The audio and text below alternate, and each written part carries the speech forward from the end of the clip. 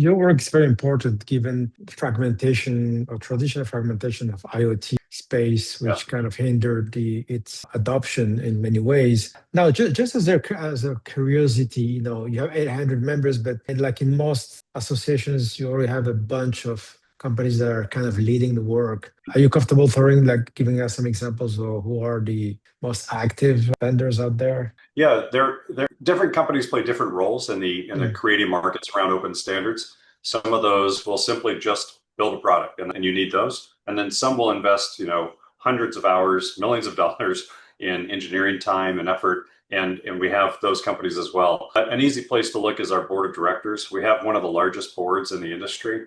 And I think that's representative of how important the Internet of Things is, but also how difficult it is to get all this to work and that level of investments needed. So if you look at our board members, it includes for Matter, a lot of those companies that are both the ecosystems. So that's Apple, Amazon, Google, Samsung, Oppo, and others, and Huawei, but then also device manufacturers, right?